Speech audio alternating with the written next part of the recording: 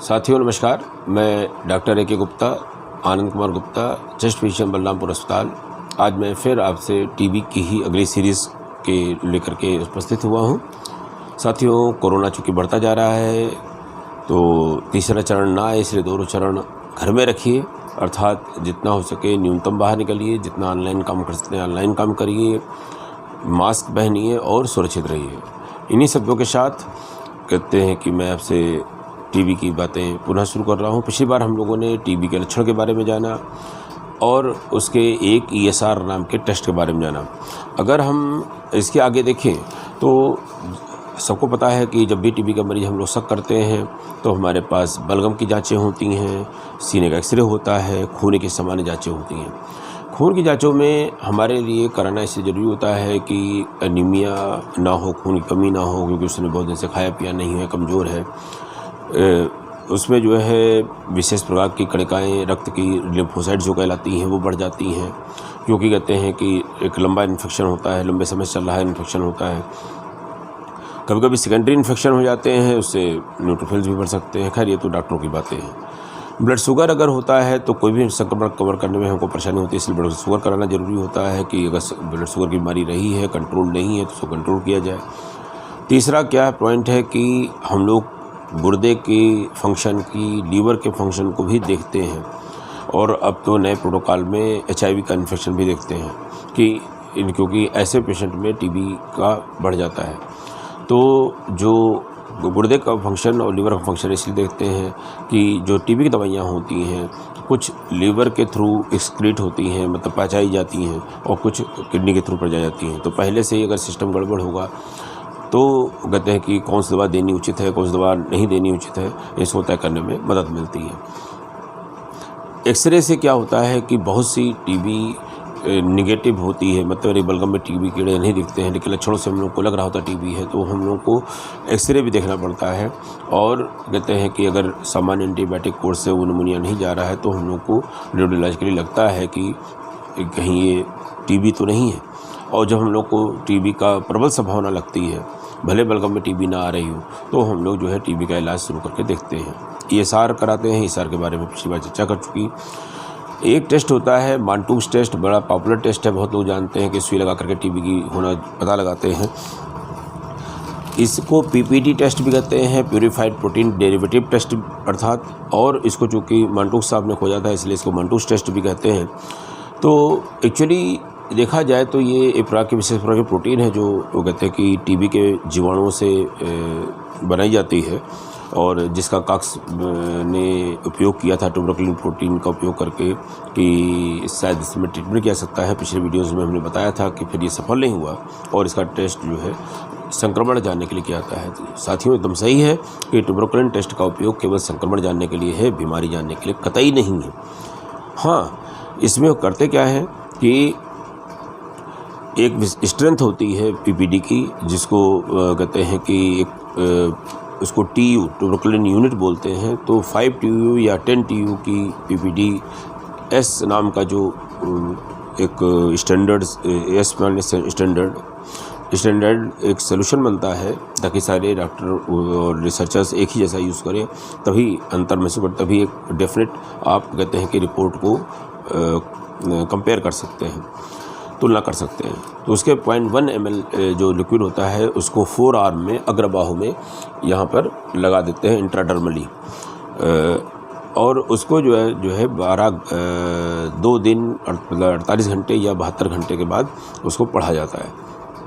पढ़ने का मतलब ये होता है कि वहाँ पर या तो कोई रिएक्शन नहीं होगा, या वहाँ पे थोड़ी सूजन और लाली आएगी, और उस सूजन और लाली को हम लोग देखते हैं। हमको लाली से मतलब नहीं होता है, हमको उसकी सूजन कड़ेपन से मतलब होता है, कितना उसने घेरा बड़ा किया। अगर ये देखते हैं, उसको नापते हैं कि अगर ये 10 मिलीमीटर से ज़्यादा है तो हम लोग कहते हैं कि ये पॉजिटिव है। अगर उसके अंदर 10 मिलीमीटर से ज़्यादा हो जाता है तो हम लोग कहते हैं ये पॉजिटिव मान लेते हैं। और अगर कहते हैं कि BCG लगी हुई हो तो 15 मिलीमीटर के ऊपर हम लोग उसको पॉजिटिव मानते हैं। अगर स्ट्रांगली सस्पेक्टेड है कि इसमें टीबी है कि नहीं है बच्चे में खास करके, और 2 साल से नीचे बच्चे में पॉजिटिव आ रही है, मतलब 15 मिलीमीटर आ रहा है तो हम लोग उसको संक्रमण को डिजीज़ के बराबर भी मान सकते हैं। और इसको कहते हैं कि HIV के पेशेंट में ये नेगेटिव आ जाती है। जो जितने कहते हैं कि इम्यूनिटी डाउन वाले पेशेंट्स होते हैं उनमें ये नेगेटिव भी आ जाती है, जैसे सार्कोइडोसिस हो गई, अनकंट्रोल्ड डायबिटीज़ हो गई, HIV इन्फेक्शन हो गया, स्टेरॉइड थेरेपी पे हो गए, कैंसर थेरेपी पे हो गए, तो इसमें नेगेटिव भी आ जाते हैं। तो हमको और तरीक़ों से जानना पड़ता है कि संक्रमण है कि नहीं है। अगर हम इसको और समझें तो ये PPD टेस्ट डिजीज़ को बता सकता है। कब? अगर ये 20 मिलीमीटर से ज़्यादा बड़ा हो या कहते हैं कि वहाँ पर ब्लिस्टर पड़ जाए, मतलब एक छाले जैसी संरचना बन जाए, या बीच में उसके नेक्रोसिस होने लग जाए, मतलब एक डैमेज, स्किन में डैमेज के लक्षण आने लग जाए, और क्लिनिकली हमको लग रहा हो कि TB हो सकती है, तो हम इसको डिजीज़ का इंडिकेटर भी मान सकते हैं कि हाँ ये PPD पॉजिटिव उस तरह से है जहाँ पर हम TB की इलाज शुरू कर सकते हैं। अगर हमको बहुत ज़्यादा दूसरे इन्वेस्टिगेशन सपोर्ट ना कर रहे हो, लेकिन हम स्ट्रांगली क्लिनिकली सस्पेक्ट कर रहे हो कि इसमें TB की वजह से ये परेशानी आ रही है। अगर हम बड़ों की TB के बारे में देखें तो वहाँ पर तो बलगम की जांच पर्याप्त होती है कि बलगम की जांच हमने एसिड फास्ट बैसिलस कई होते हैं, लेकिन उसमें TB का कीटाणु मुख्य है। उसको जिंक कहते हैं कि जीन लिंसन स्टेनिंग से हम लोग उसको डायग्नोज कर लेते हैं कि इसमें बैक्टीरिया दिख रहा है कि नहीं दिख रहा है, और बैक्टीरिया दिख जाने के बाद ये मान लेते हैं कि TB का हमने सोचा और बलगम में TB जैसे कीटाणु दिखे और ये TB का पॉजिटिव पेशेंट हो गया। नेगेटिव पेशेंट मतलब उसको नहीं कीड़े दिखे, लेकिन अन्य कारणों से हमको TB नज़र आई और हमने इसको TB पॉजिटिव मान करके TB के इलाज पर रखा। इनकी अन्य जांचों में जैसा पिछली बार बताया कि बहुत सारी जांचें थीं कि जैसे कल्चर था, कल्चर में 4 से 8 हफ्ते रखते थे, तो रिसर्च करके ये पता लगा कि एक बैकटेक नाम का कल्चर का तरीका निकला जिसमें 10 से 20 दिन में रिपोर्ट आने लगी। और कहते हैं कि जैसे गांठों की TB है या फेफड़े की, गले की गांठों की TB है या फेफड़े में गांठों की TB है, तो अगर वहाँ पर निडल हमने डाल करके वहाँ का सैप निकाल करके, कहते हैं कि अगर हम लोगों ने स्लाइड बना करके स्मीयर बना करके देखा तो हमको TB जैसे परिवर्तन नज़र आए। हमने कहा कि TB की वजह से ही गांठें बढ़ी हैं, जिसको हम लोग FNAC टेस्ट बोलते हैं। फेफड़े की अगर TB है, फेफड़े की झिल्ली की में पानी बन जाने की वजह से TB का सस्पेशन हो रहा है, तो पानी की निकाल कर जांच कर सकते हैं। उसमें भी पुष्ट नहीं हुआ तो हम लोग इंस्ट्रूमेंट डाल करके फेफड़े की झिल्ली के टुकड़े की जांच कर सकते हैं, वो TB का है, कैंसर का है कि सार्कोइडोसिस जैसी किसी बीमारी का है या किसी और बीमारी का है। इस तरह से और भी बहुत से टेस्ट आए, लेकिन सब सफल नहीं हुए। कुछ कास्ट की वजह से, कुछ उनकी परफॉर्मेंस के पुअर की वजह से। नाम गिनाने के लिए DNA hybridisation, PCR, RFLP, firefly luciferase test, सेल्गो टाइपिंग, सीरोलॉजी में आपका एलाइजा आया, और बायोलॉजिकल प्रोडक्ट से जैसे ADA का टेस्ट हो गया। तो इस तरह कई जांचें आईं। कुछ जांचें अभी भी चल रही हैं, जैसे एलाइजा पहले आई थी और एलाइजा बंद कर दी गई।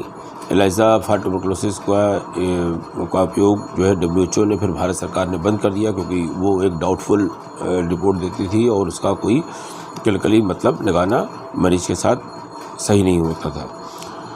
ADA आज भी हम लोग ऐसे बायोकेमिकल मार्कर के रूप में उपयोग करते हैं कि भाई अगर 40 से ऊपर है तो हम, और बाकी सब संदेह के कारण है TB के, तो हम मान सकते हैं कि ये TB का पानी हो सकता है या TB का बॉडी फ्लूइड है और TB की वजह से वो बॉडी फ्लूइड बना। बलगम में कीड़े की जांच चूँकि लेस सेंसिटिव हो जाती है, भले गोल्ड स्टैंडर्ड है, जिससे कि 10,000 बैक्टीरिया अगर पर ml है तो पॉजिटिव आने की संभावना पहली बार शुरू होती है, ऐसा रिसर्च में पता लगता है। अब 10,000 तक है और नेगेटिव रिपोर्ट आ रही है, तो क्या किया जाए? तो और सेंसिटिव कहते हैं कि इंस्ट्रूमेंट्स खोजे गए, और करते करते एक जेनेटिक जीन कहते हैं कि एक्सपर्ट नाम की मशीन आई, कंपनी ने बनाई।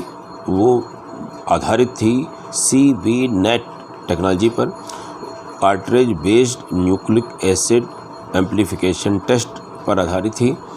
अर्थात इस टेस्ट के दौरान हम मरीज के बलगम में अगर कीटाणु हैं तो उनके DNA को वो डिटेक्ट कर सकती थी, और उस डिटेक्शन में जीन का वो सीक्वेंस जो माइकोबैक्टीरियम ट्यूबरकुलोसिस का पहचान हो सकती है, वो सीक्वेंस अगर है तो उसको देख भी लेती थी, और उस सीक्वेंस में अगर रिफेम्पिसिन नाम की इम्पॉर्टेंट टीबी की दवा का रेजिस्टेंस है, उसका जो जीन, उसकी वजह से जो जीन में से सीक्वेंस चेंज होता है, उसको भी वो पकड़ सकती थी। अर्थात बलगम की सीबीनेट रिपोर्ट से हमको दो जानकारियाँ मिलती थी।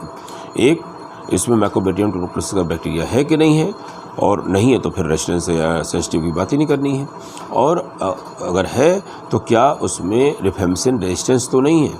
अगर वो रिफेम्पिसिन रेजिस्टेंस है तो हमको शुरुआत से पता लग जाता है कि हाँ, मरीज में हमको फर्स्ट लाइन की ड्रग नहीं यूज़ करनी है, सेकंड लाइन की ड्रग यूज़ करनी है, और उसमें क्या दवा यूज़ करनी है, फिर उसकी चर्चा आगे हुई। अब अगर रिफेम्पिसिन सेंसिटिव है, रेजिस्टेंट नहीं है, तो हमारी पहली लाइन की दवाएं रिफेम्पिसिन INH, एथेम्पटाल और पैराजमाइड उपयोग में आ जाएंगी। ये बहुत बड़ी क्रांतिकारी जांच हमारे देश में आई रिसर्च के बाद, और इसी की पैरेलल मशीन आई गोवा से बनी हुई ट्रूनेट और सीबीनेट मेडिसिन में केवल इतना ही अंतर है कि सीबीनेट से आप जो है 4 सैंपल कर सकते हैं एक बार में, और इसके अंदर जो है ट्रूनेट में एक बार में 1 सैंपल कर सकते हैं। सीबीनेट मशीन ज़्यादा सोफिस्टिकेटेड है, थोड़ा ज़्यादा समय लेती है। ट्रूनेट की मशीन 1 घंटे में रिपोर्ट दे देती है, मशीन सस्ती है, रफ टफ इन यूज़ है कंपैरेटिवली, और कहते हैं कि इसके अंदर एक सबसे बड़ी सुविधा ये है कि हम पेरिफेरी में यूज़ कर सकते हैं, क्योंकि ये बैटरी ऑपरेटेड है। सीबीनेट की तरह इलेक्ट्रिक ऑपरेटेड नहीं है। तो जहाँ बिजली नहीं है और हमारे मरीज कम है, लेकिन हम इस लेवल की सुविधा देना चाहते हैं, तो हम ट्रूनेट से इसको दे देते हैं। ट्रूनेट हमारी भारत की खोज है, और इसको WHO के द्वारा मान्यता प्राप्त है इसकी इफिशिएंसी को। साथियों, बलगम, एक्सरे और खून की जांचों से हम लोग टीबी की संभावना, और क्लिनिकल तो वही है कि मतलब कि मरीज की हिस्ट्री। जब हम एक्सरे देखते हैं तो हमें आम तौर पर बड़ों की टीबी में ऊपरी हिस्से में टीबी के न्यूमोनिया की मिलती ज़्यादा लगती है, और ये जो है अगर इलाज न कराया जाए तो पूरे शरीर फेफड़े में फैल सकती है, और दूसरे शरीर के दूसरे हिस्सों में भी टीबी को एक्टिवेट कर सकती है। बच्चों में यही फैल करके मिलियरी ट्यूबरकुलोसिस में बढ़ सकती है। जब ये फैलती है तो फेफड़े के गल कर ख़त्म होने से, कोलैप्स हो जाने से इत्यादि से, मतलब गल कर ख़त्म हो गया, उसके अंदर गड्ढे पड़ गए जिसमें कहते हैं कैविटी बन गई। कोलैप्स हो गया मतलब कि वहाँ पे कोई ऐसी चीज़ फंस गई, ऐसी चीज़ गांठ वाट बढ़ गई, रास्ता हवा का बंद हो गया, और वहाँ की एयर अंदर ही अंदर एब्जॉर्ब हो गई, नई एयर आ नहीं पाई, फेफड़ा सिकुड़ गया, वो कोलैप्स हो गया। ये सब चीज़ें परिवर्तन होने लगते हैं टीबी के बढ़ जाने से, तो मरीज को सांस की परेशानी होने लगती है, और वो मृत्यु का कारक भी बन सकती है, और भी तकलीफ़ों के साथ, खांसी, बलगम, बुखार और सांस फूलना इत्यादि के साथ। तो इसलिए जो है जल्दी से जल्दी हमको लक्षणों के आधार पर शक करके इसको जल्दी से जांच पर जा करके कि टीबी है कि नहीं है नहीं तो कोई और बीमारी होगी, उसका इलाज हो जाएगा। और टीबी का पता लगते ही शीघ्र इलाज शुरू करके, और जो उसका मिनिमम कोर्स है, सबको पता है कि टीबी का इलाज का कोर्स हर अंग की टीबी, किसी भी अंग की टीबी हो, किसी भी अन्य उम्र का मरीज हो, 6 महीने से कम का नहीं होता है। तो 6 महीने का अगर हम कोर्स पूरा कर लेते हैं तो हम टीबी पर विजय प्राप्त कर लेते हैं। अगर हम देर में इलाज शुरू करते हैं तो हमारे अंदर इलाज तो कोर्स पूरा कर दिया डॉक्टर ने, टीबी ख़त्म कर दिया, जीवाणु मर गए, लेकिन जो उससे फेफड़ों को नुकसान पहुंचा, मरीज की सेहत को नुकसान पहुंचा, उससे जो है उसको टीबी का इलाज होने के बावजूद सांस फूलना, खांसी, बलगम, खून आना आदि के लक्षण बने रह सकते हैं। तो आदमी सोचता है कि भाई टीबी का इलाज जब पूरा हो गया, डॉक्टर कह रहा है, तो तभी वो खांसी में खून क्यों आ रहा है, सांस क्यों फूल रही है, बहुत सारे हमारी क्षमता क्यों कम हो गई काम करने की। तो ये सब कारण होते हैं कि हमारा फेफड़ा ख़राब हो जाता है। और इस जो बीड़ी सिगरेट नहीं पी रहे होते हैं और केवल टीबी की वजह से, टीबी के देर से इलाज की वजह से, फेफड़े के ख़राब हो जाने की वजह से उनकी सांस फूलने की बीमारी जो नई पैदा होती है, तो उसको पहले हम लोग पोस्ट ट्यूबरकुलर COPD बोला करते थे। फिर ये देखा गया कि COPD जो स्मोकिंग से होती है, और ये नॉन स्मोकर COPD जिसमें हम TB से वजह से फेफड़ा ख़राब होने की वजह से सांस फूलने के लक्षण आने लगे, जिसको हम लोग पोस्ट ट्यूबरकुलर COPD कहने लगे, इसके व्यवहार में, दोनों के व्यवहार में अंतर है। जो COPD स्मोकिंग से होती है उसका व्यवहार थोड़ा ज़्यादा भयावह है दैन TB वाले COPD से। तो इसको नए शब्द में अब हम लोग TOPD, tuberculosis associated obstructive pulmonary disease कहने लगे। और इसके अलग तरह से अभी इलाज में बहुत परिवर्तन नहीं आया है, लेकिन इस आधार पर भारत में कई जगह रिसर्च चालू है कि अगर व्यवहार में अंतर है तो क्या हम दवा में अंतर करके और परफॉर्मेंस बढ़ा सकते हैं। इनके जो लक्षण, इसलिए फेफड़े ख़राब जाने से यही लक्षण जो बने रह जाते हैं, तो मरीज को लगता है कि तक कि हमको इलाज सही नहीं मिला।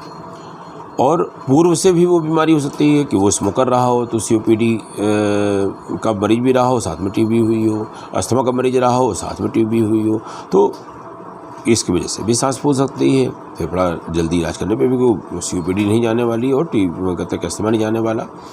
इस तरह से हम लोग को पोस्ट TB के इलाज के बाद भी कुछ लक्षणों का सामना करता रहना पड़ सकता है। साथियों, इसी के साथ मैं आज का वीडियो बंद करता हूं और फिर मिलता हूं नए विचारों के साथ, नए TB के बारे में जानकारियों के साथ। धन्यवाद।